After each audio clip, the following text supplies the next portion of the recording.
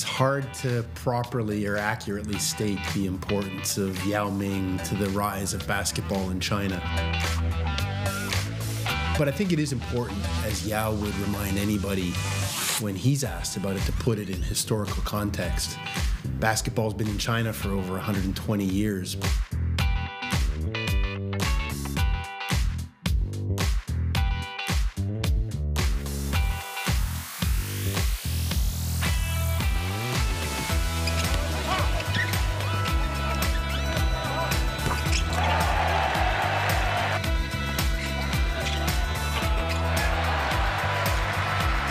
So when he's asked the question, he says he's just a small part of it. And I think that speaks to his modesty.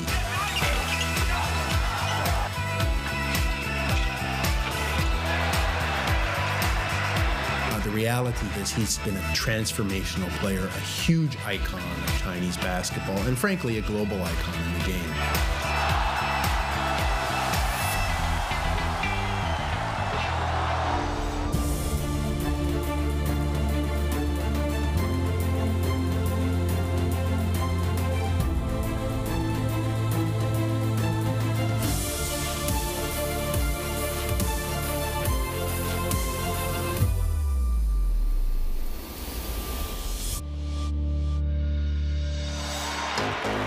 I got a call from a friend who asked me to attempt the Youth Olympics. He asked me, hey, can you be with a young athlete and talk to them and share your experience? I say, okay, sure, yeah. So I went there in Nanjing. There they are.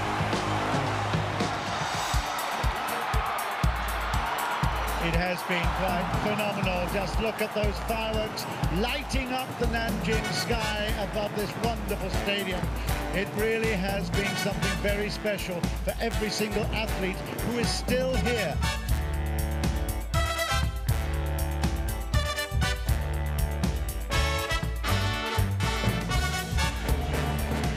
One of the points of pride for me is that we've been able to cooperate with Yao Ming in so many different ways after he's retired from the game. And we've had a real focus on developing youth.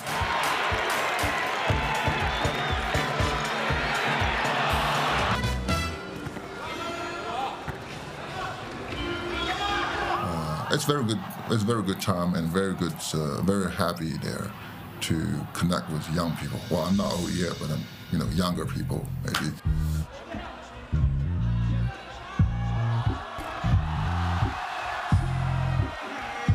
I hope people think I'm a good storyteller to tell people how beautiful this sport is, this basketball.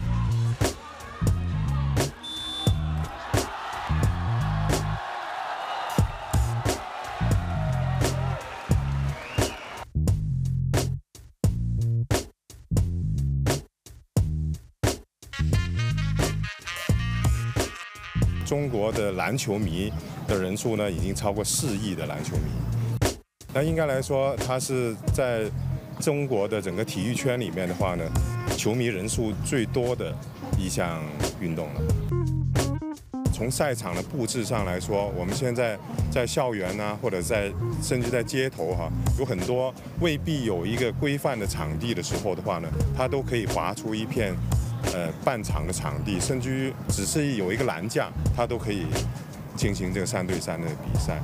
所以的话呢，我觉得呢，从意义上来说，3对3是肯定是不管是在校园、在街头，它都是会更加容易去开展跟普及的。We have a more organized basketball game compared to decades ago.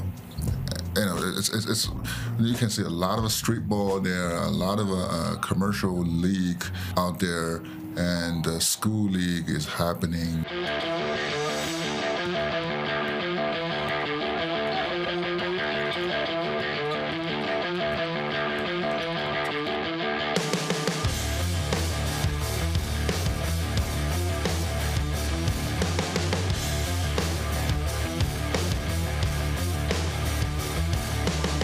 我叫杜恒，我们在外边有一个业余的一个俱乐部，名字叫做新体联。我叫赵子光，首先呢，我的位置是前锋，然后我们队一共有4个人，1个中锋，2个前锋，1个后卫。首先，我们那个队里一共有2个可以切换位置，就是说能从1打到5号位的2个球员。对于我们现在这种年轻人呢，他喜欢展现一些自我的这种个性来说的话，更适于我们这种年轻人去发挥，去他们这种张扬的这种个性。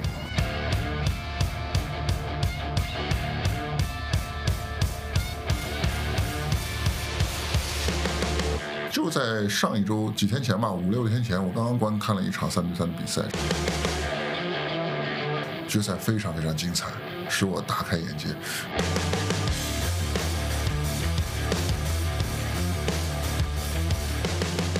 对3对3这里边，这种比赛节奏和这种比赛的不确定性，给我带来了很大的冲击力，我认为3对3这个东西给了人更多的发挥的空间，每个人必须承担更多的角色，因为他的场上人数变少了，每个人必须承担更多的角色，给了每个人更高的自我管理的要求，这种要求，所以我认为3对3对很多的一些基础训练和一些孩子来说有很大的一个价值。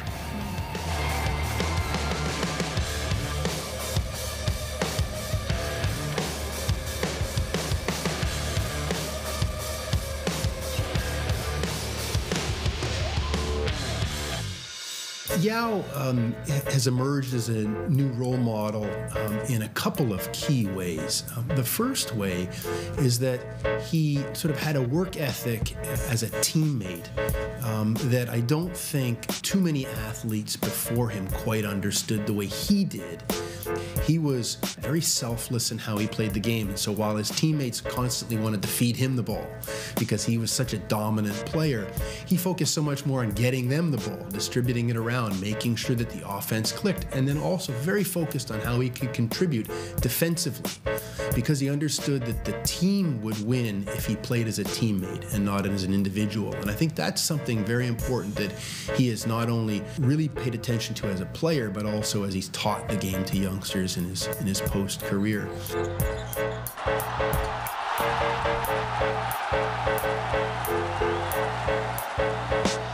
因为现在我们这代人嘛，像我20出头，现在我们都是独生子女，没有那种从小跟哥哥姐姐一起长大那种经历啊，所以说在这边接触这朋友方面可能会欠缺一点。但是篮球我觉得就是拉拢一个朋友关系，让这个我身边的朋友通过篮球，我能结识到各行各业的朋友，所以说篮球能把我们聚在一起。我们经常会参加在北京的各项的那种篮球的赛事，然后我们平时在一起，经常每周都有那个篮球的活动，大部分现在都是以我们那个年轻的90后为主，然后我们这几个在一块儿，正好赶上暑期了嘛，然后我们来参加这个5棵松这个3对3。我到每个地方去打球，现在都很多人。我不去追求一些比赛中名次啊，或者怎么着，我更注重的是和朋友在一起那种打球的感觉啊。因为团队嘛，只要大家拿出每个人的优点、优势，把它攒在一起，那样的力量才会大。因为大家都知道，团队的力量肯定大于个人的力量。篮球不是个人的项目，是团队的项目。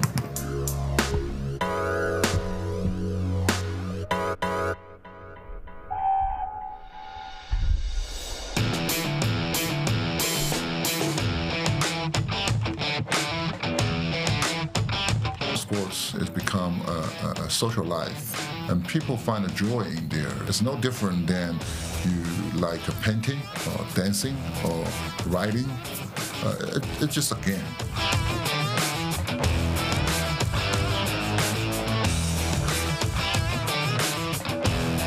When I grew up, sports only represent almost like a warrior.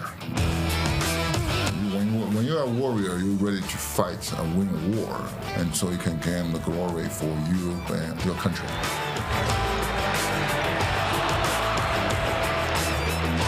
But now sports, it's a game. It's back to a game again. Not only a sport, it's a game, and people find a joy in there. They find the fun of the game.